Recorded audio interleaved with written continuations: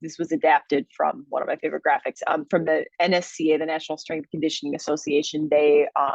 Their textbook on sports science, and just a good way of understanding that there's a pyramid of, there's kind of a hierarchy of things that we have a lot of research for things that we don't have very much research for in terms of recovery. So there is a lot of research on high quality sleep. So sleep is the most effective form of recovery that our bodies have. It's the cheapest. I'm very aware that sleep is not something that everyone can get very easily. Maybe some people have difficulty sleeping. Some people have jobs or life or family situations that don't let them have a regular sleep schedule. So it would be, I want to at least acknowledge that. But there are ways to kind of mitigate, the effects of having a very regular schedule. There's things that you could do, or things that you can work on to help you get better sleep. I'm not going to say that we're going to 100% improve everybody, but at least there's ways to improve it to let your body get the recovery it needs. Along those same lines, mental relaxation is also very important. So, our bodies need the sleep to recover, but then our brains need that time away from anything that's being stimulated. This doesn't necessarily, could be outside of sleep.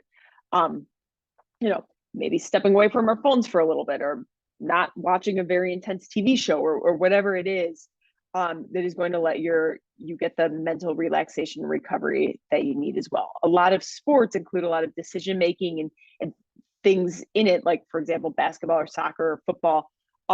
Your brain is working as well as your body, and so recovery needs to encompass both of those. There's also great evidence for hydration and nutrition in terms of recovery. There's, say that for another podcast another time, just understanding that quality nutrition is essential to recovery, and hydration, making sure that you're putting in the fluids that you're taking out, or pre-hydrating for the next event.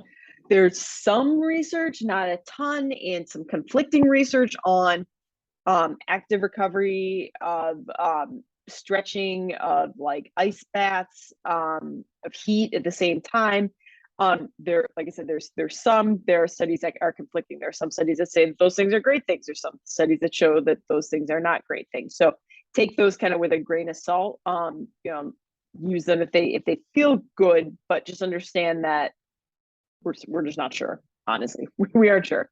And then is not a whole lot of research on things like muscle stim, whole body vibration, whatever the new fad is that somebody's hawking over social media.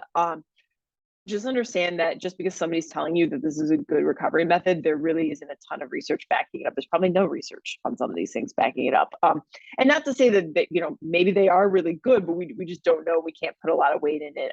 From a scientific perspective, really nothing beats sleep right now, and forms of relaxation just for the mental side of it. So that is it. If you would like to learn more about sleep, I have other videos up on the YouTube channel. Just check them out. Until next week, take care.